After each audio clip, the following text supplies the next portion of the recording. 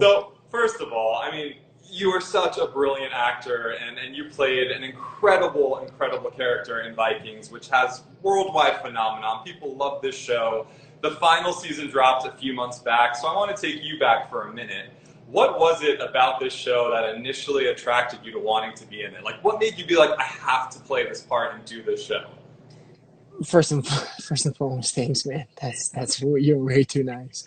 Um, to answer your question, like I was a nobody coming into the show, So for me to get that opportunity, I was like, thank you very much. I'll gladly accept it. Appreciate it. Perfect. I wasn't in any position whatsoever to say like, oh yeah, do I like this character? Do I not? No, no. To me, that was like, okay, I'm going to be an actor on Vikings. Are you kidding me? Okay, yeah, that's a solid yes. So I didn't even know what character I was going to play in the beginning when we started auditioning. Because No we were way. auditioning for all the brothers. We were auditioning for all the brothers. Yeah. So, did you audition? When was your first audition? Like, what was that whole process like for you? My first audition was like just a regular self tape. I put my camera up. I record myself speaking, weird accents and doing weird lines about blood and terror and stuff like that. And apparently it worked. So I got to a second edition. And then the third edition was, we were like 14 guys getting invited to Dublin, where we shot the whole thing and lived. And for those 3.5 years, I was on Vikings. So we were sitting there, 14 guys, looking at each other like, are you my competitor or my future colleague? It was intense. It was an intense audition session. But yeah, I was auditioning for all the brothers. I had no clue who I was going up for.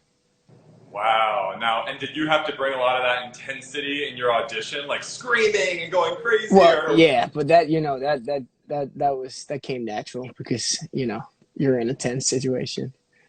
I remember that. I remember just coming into the room and Michael Hurst is there, our creator, and the director that's gonna shoot the next two episodes, and just all these like heavy dudes, like you can see they're important, and you're like, okay, I'm just a Danish dude. I'm not even comfortable speaking English, but let's just go. man, were you kind of protective of him because you felt like you had to figure out a way to Oh, make people like him? absolutely. I need to be. I need to be because I need to constantly understand him and never judge him. And if I struggle with that, the audience will absolutely 100% too. So I have to be that last line of defense, so to speak. So I need to always like, okay, why is he doing this? Oh, maybe he's blinded by love. Let's go with that. Let's go with that. That I understand and that I can act and that I can play. And that just changes how you say a line. Instead of saying a line one way, you all of a sudden say that line with a question mark in the end of it to and put emphasis on him and how troubled he is and what he's struggling with. And yeah, no, it's all those little teeny tiny bits and pieces here and there, all the devil's in the details, really. And that's also what makes this job really fun. How often Yeah. did you get your storylines ahead of time? Oh, I wish they would have gotten, I would have received them at least like a month before shooting. But that was never the case. It was always maybe a week, if we were very lucky, 2 weeks. And that was while we were still shooting the current episodes. So you were still, rehearsing that massive monologue or speech you had to the people that you still needed to shoot. And while you were rehearsing that on your own, you got all the scripts coming in for the next two episodes, and you forget about the monologue because you wanna figure out what's going on in the next episode, who's getting killed, am I still alive, all that stuff. And it was tough because you had to juggle a lot of different things at one time. And yeah, sometimes it was pretty darn frustrating because yeah, it was hard. It was really hard. What would you say is the reason why fans of the show responded so well to him, and he did become a fan favorite even with his darkness? What do you I think think, it is?